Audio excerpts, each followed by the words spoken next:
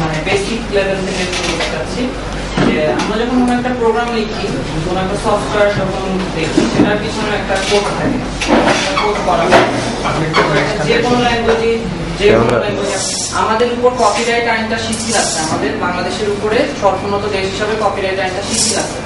কিন্তু 2013 সালে বলবো না যে সব বেস্ট প্রোগ্রামাররা বা সব বেস্ট ডেভেলপাররা এই কমিউনিটি থেকে আসছে, বাট অনেক বেস্ট ডেভেলপার, অনেক বেস্ট মানে মানুষজন এই ফিল্ড থেকে আসছে। এবং আপনি হয়তো এটা ভাবতেছেন যে আমি একটা সফটওয়্যার ডেভেলপ করে কি করব, একটা সফটওয়্যারে আমি গিয়ে 2টা লাইন কোড লিখবো, তাতে আমার লাভটা কি? আমি তো টাকা পাচ্ছি না, আমাকে তো টাকা দিচ্ছে না।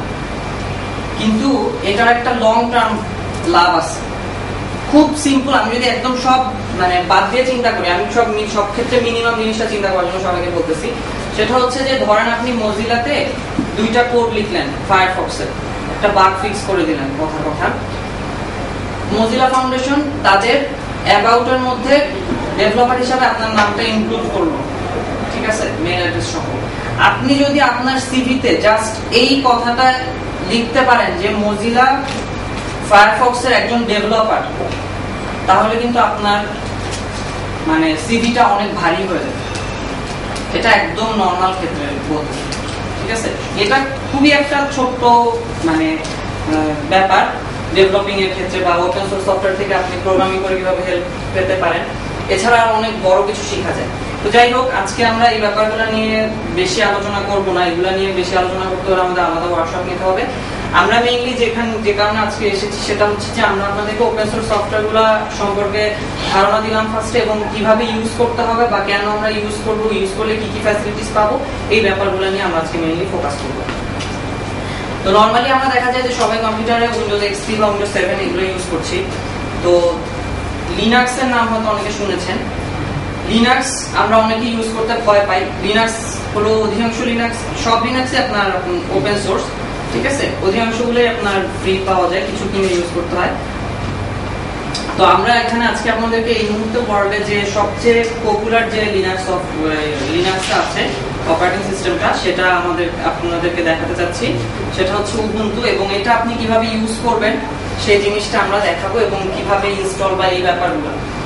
আমরা চাই যে নরমাল মানুষ ইউজ করুক, যত বেশি ইউজার হবে তত বেশি কন্ট্রিবিউটর আস্তে আস্তে হবে এবং তারা আমাদের সাথে জয়েন করবে। আমরা চাই যে বাংলাদেশে একটা বড় কমিউনিটি হোক যারা ওপেন সোর্স নিয়ে কাজ করছে, যারা ওপেন সোর্সের কমিউনিটিতে, ওয়ার্ল্ড ওয়াইড কমিউনিটিতে কিছু অবদান রাখছে। সত্যি কথা বলতে আমরা কোনো অবদান রাখতে পারতেছি না সেটা।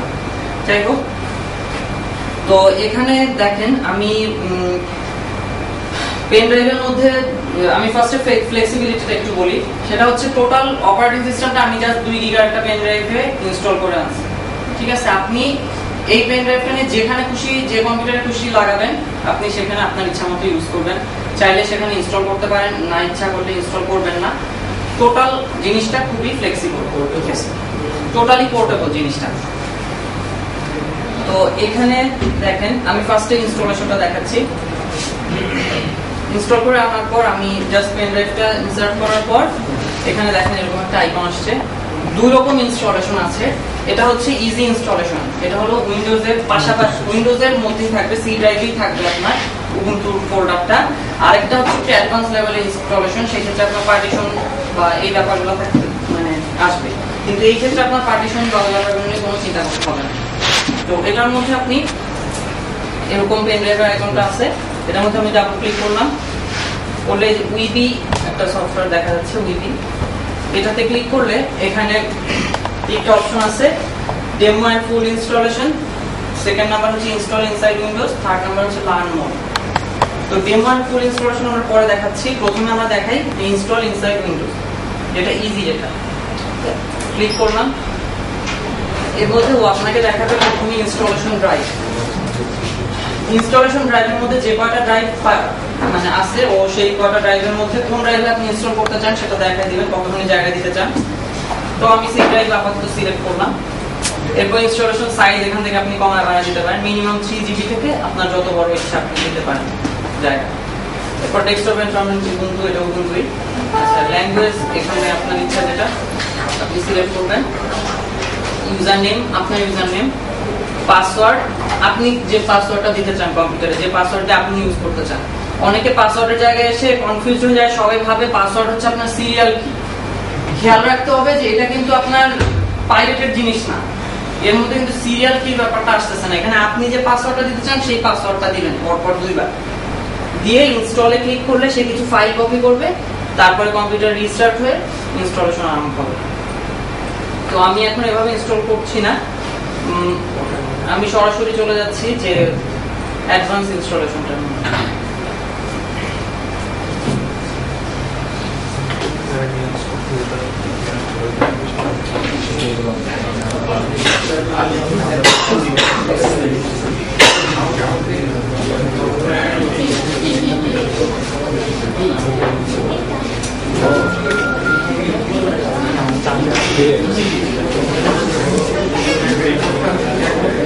সেক্ষেত্রে ইংলিশটাই শুধু ইনস্টল হবে, আর বাংলা বা অন্য কোনো ভাষা ইনস্টল করলে সেই ভাষার সাথে সাথে অটোমেটিক্যালি ইংলিশটা ইনস্টল হয়ে যাবে।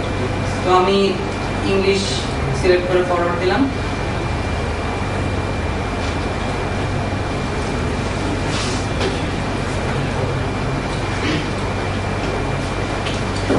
এটা হচ্ছে আপনার দ্বিতীয় স্টেজ। এখানেও দেখাচ্ছে যে কানেক্ট আছে কিনা ইন্টারনেট এবং জায়গা ফাঁকা আছে নাকি ব্যাপারগুলো দেখছে। আর এই অপশন, নিচের যে অপশন দুটো, download updates while installing and install this third party software, এই অপশন দুটো এখানে নতুন এসেছে। আপনার যদি আপনি প্রথম অপশনটা সিলেক্ট করে দেন, সেক্ষেত্রে এই মুহূর্তে যেসব আপডেট আছে সেই আপডেট সহ, মানে ও ইনস্টলের সময় আপডেট করে ইনস্টল হবে যদি কানেক্টেড থাকে ইন্টারনেট সেই ক্ষেত্রে। আর যদি এটা সিলেক্ট না করে দেন তাহলে তো আপডেট ইনস্টল করলো না। আর হচ্ছে install this third party software. আচ্ছা, কেউ কি উবুন্টু ইউজ করেছেন আগে, এক্সপেরিয়েন্স আছে? আর কেউ প্রথমে গান চালাতে পারছেন? গান, মুভি এগুলো ডাউনলোড করে নিতে হয়েছে, এটাই মেইন সমস্যা। আচ্ছা, এটাই মেইন সমস্যা। হ্যাঁ, এটা একটা বড় সমস্যা বলতে পারেন। এবার এই সমস্যাটা যাতে আপনারা বেশি ফেস না করেন সেক্ষেত্রে এই দ্বিতীয় অপশনটা এনেছে। যদি আপনি এই অপশনটা নেট কানেক্ট করে এই অপশনটা সিলেক্ট করে যদি আপনি ফরওয়ার্ড দেন, তাহলে আপনার কোডগুলো ইনস্টলের সময় ডাউনলোড হয়ে যাবে। ঠিক আছে, ডাউনলোড হয়ে ইনস্টল হয়ে যাবে একসাথে। সেক্ষেত্রে ইনস্টল করার পর আপনি একবারেই সবগুলো চালাতে পারবেন। আর যদি আপনি এটা না এখন সিলেক্ট করেন তাহলে পরে আপনাকে আলাদাভাবে কোডে ইনস্টল করে নিতে হবে। এখন এখানে কোডেগুলোর ব্যাপারে অনেকে মানে এরকম একটা মানে বোঝে না অনেকে যে কেন কোডেগুলো দেয় না। এক্সপিতে বা অনেক কিছুতে আমরা একসাথে কোডেক পেয়ে যাই, কিন্তু এটাতে কেন কোডেক পাই না বা গান চলে না, মানুষের খুব মেজাজ খারাপ হয়ে যায়। ফার্স্টে ইনস্টল করলাম, একটা গান চলতেছে না, এটা কি তাহলে বাজে। বাট ব্যাপারটা সেরকম না, এখানে আপনার কপিরাইট সংক্রান্ত কিছু ব্যাপার আছে। আমরা যখন এক্সপি বা উইন্ডোজ 7 বা এরকম কিছু কিনছি, সেই কপিটার জন্য উইন্ডোজ MP3 কোম্পানি পায়, যে MP3 ফরম্যাট, WMA ফরম্যাট, এই ফরম্যাট যেগুলো কোম্পানি তৈরি করেছে তাদেরকে একটা নির্দিষ্ট পরিমাণ টাকা দেয় প্রতিটা লিগ্যাল কপির জন্য। তো এই যে টাকা দেয়, উবুন্টু তো আপনার কাছে ফ্রি আসছে, উবুন্টু তো আপনাকে ফ্রি দিচ্ছে, উবুন্টু তো আপনাকে ওদেরকে এই টাকাটা দিচ্ছে না। সেজন্য যে জিনিসটা হয়, প্রথমে কোডেগুলো দেওয়া থাকে না। তো এই সমস্যার কারণে ওপেন সোর্স কমিউনিটি কি করেছে, যে ওপেন সোর্স কিছু প্রোগ্রামার তারা নিজেরা এই কোডেগুলো আবার তৈরি করেছে, তৈরি করে তারা নেটে ফ্রি ডিস্ট্রিবিউট করেছে এবং উবুন্টু যে কাজটা করে সেই কোডেগুলো ডাউনলোড করে, যার কারণে জিনিসটা লিগ্যাল হয়ে যায়। ব্যাপারটা বুঝতে পেরেছি কিনা বুঝতে পারছি না? ঠিক আছে, মানে এই ব্যাপারটার কারণে প্রথমে দেখা যায় যে উবুন্টুর মধ্যে আমাদের গান চলে না। ঠিক আছে, বাট ব্যাপারটা কিন্তু এটা না যে উবুন্টু গান চালাতে পারে না।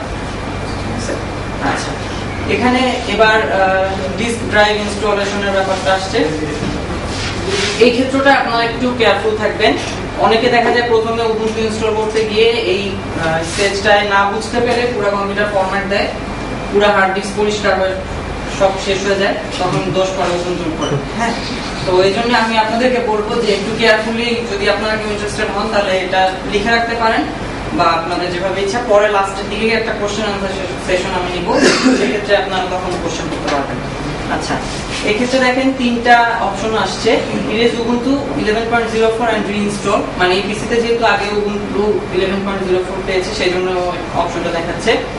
এই যে সেকেন্ড অপশনটা হচ্ছে ইরেজ এভরিথিং এন্ড রিইনস্টল, মানে ও সবকিছু মুছে ফেলবে কম্পিউটার, শুধু উবুন্টুটা থাকবে, যদি আমি অপশনটা সিলেক্ট করে ফরওয়ার্ড করি। আর যদি আমি আরেকটু অ্যাডভান্স লেভেলে যেতে চাই সেক্ষেত্রে আমার সামথিং এলস সিলেক্ট করে ফরওয়ার্ড দিতে হবে। আমি বলবো সবাইকে যে নিচেরটা সিলেক্ট করেই ফরওয়ার্ড দিতে, তার কারণ হচ্ছে যে আপনার এখানে ফরম্যাটের ব্যাপার থাকবে, আপনার নতুন ড্রাইভ তৈরির ব্যাপার থাকবে, অনেকগুলো ব্যাপার থাকবে। সেই জন্য আপনি অবশ্যই নিচেরটা সিলেক্ট করে অপশন দিবেন। যদি আপনি সেকেন্ড ফরওয়ার্ড দিবেন, যদি আপনি সেকেন্ড মানে ভাবে যদি আপনি ইনস্টল করতে চান, এই ক্ষেত্রে দেখেন ও দেখাচ্ছে যে এই কম্পিউটারে এই ড্রাইভগুলো আছে এবং এই ড্রাইভগুলোর মধ্যে এখানে টাইপ দেখাচ্ছে NTFS, ext4, swap, NTFS, NTFS, NTFS। এটা হচ্ছে আমার লিনাক্স ড্রাইভ আর এটা হচ্ছে সোয়াপ। সোয়াপটা হচ্ছে আপনার ভার্চুয়াল মেমরি। প্রত্যেকটা কম্পিউটারেই র্যাম থাকে, তাই না? র্যামটা হচ্ছে আপনার ভার্চুয়াল মেমরি, ঠিক আছে? ভার্চুয়াল মেমরি মানে ওটা আপনারা নিশ্চয়ই জানেন, সবাই সিএসসি লোক, যাই হোক ওটা এত ডিটেইলস বলতে চাচ্ছি না। লিনাক্স সফটওয়্যার, লিনাক্স সিস্টেম ইনস্টলের জন্য আপনার সোয়াপ একটা ছোট্ট পার্টিশন করতে হবে আপনার হার্ড ডিস্কে। ধরেন 1 গিগা বা আপনি যদি চান বেশি দিতে পারেন।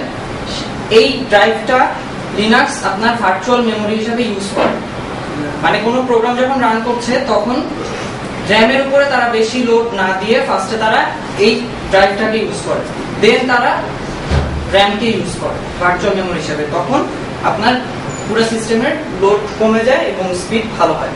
যাই হোক, আপনি যদি লিনাক্স ইনস্টল করতে চান তাহলে অবশ্যই দুটো ড্রাইভ করতে হবে, একটা হচ্ছে সোয়াপ আর একটা হচ্ছে ext4 বা ext3, যেটা আপনার ইচ্ছা।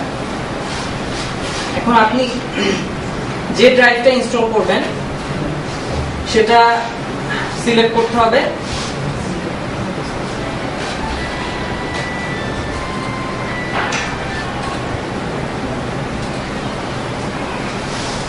আসলে এখানে এই মুহূর্তে যেহেতু ডিলিট করা যাচ্ছে না, আমি আপনাদেরকে প্রসিডিউরটা জাস্ট বলি।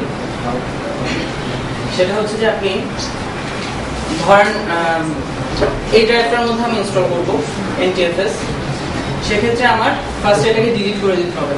প্রসিডিউর একটু মনোযোগ দিয়ে খেয়াল রাখবেন, নাহলে কিন্তু এরকম হয়ে যাবে।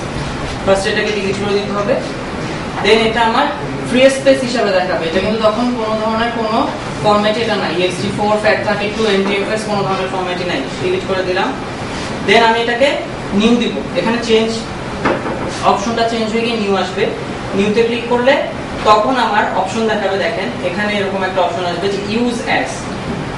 নিউতে ক্লিক করলে ইউজ অ্যাজ একটা অপশন আসবে। এখানে দেখেন কত ধরনের ফাইল সিস্টেম আছে, আপনি কোন ধরনের ফাইল সিস্টেমে এটা কনভার্ট করতে চান। লিনাক্স ইনস্টল করতে গেলে আপনার অবশ্যই ext3, ext4 বা ext2 এখন কেউ ইউজ করে না, ext3 বা ext4 এই দুটা আপনার যে কোনো একটা থাকতে হবে। তো আপনি প্রথমে ext4 সিলেক্ট করবেন, ext4 সিলেক্ট করার পর ওকে দিলেন, সেই ড্রাইভটা তৈরি হলো। দেন আপনার ধরেন 20 গিগার একটা ড্রাইভ আপনি করলেন, 20 গিগার মধ্যে আপনার 1 গিগা মিনিমাম আপনি সোয়াপ দিবেন, ঠিক আছে? তখন ওই ড্রাইভটার মধ্যে গিয়ে চেঞ্জ করে 1 গিগার একটা ছোট পার্টিশন করতে হবে, ঠিক আছে? যেমন এখানে আপনি এই যে এখানে কিন্তু আপনি পার্টিশন সাইজ কমায় বাড়ায় দিতে পারেন, ঠিক আছে? কারণ এখানে যদি 1024 দিয়ে ওকে দেন সেক্ষেত্রে একটা 1 গিগার একটা ড্রাইভ তৈরি হবে। আচ্ছা, ঠিক আছে। এই কাজটুকু করার পর আপনি ইনস্টল নাও ক্লিক করলে ইনস্টলেশন শুরু হবে। ওই ড্রাইভটাকে সিলেক্ট করে দিতে হবে এবং এই যে ফরম্যাট এই জায়গাটায় আপনার টিক মার্ক দিয়ে দিতে হবে, ঠিক আছে? দিয়ে আপনি ইনস্টল নাও ক্লিক করলে ইনস্টলেশন আরম্ভ হবে। এই ইনস্টল নাওয়ের পরে আপনার এক একটা স্টেজে আপনার ইউজার নেম পাসওয়ার্ডটা যাবে, আপনার কোথায় আপনি মানে কোন এরিয়া সেই ব্যাপারগুলো জানতে চাবে। এভাবে আপনি দিলে একসময় ইনস্টলেশন কমপ্লিট হবে, খুব বেশি সময় লাগবে না। যদি নরমাল পিসি হয়, এখনকার পিসি গুলোতে 10 মিনিট থেকে 12 মিনিটের মধ্যে ইনস্টলেশন কমপ্লিট হয়। তারপর রিস্টার্ট করলে আপনার কম্পিউটারে ইনস্টল হয়ে যাবে। আচ্ছা, আমি এখন সরাসরি চলে যাচ্ছি। আমাদের সময় স্বল্পতার কারণে আমি আসলে খুব বেশি ডিটেইলস দেখাচ্ছি না।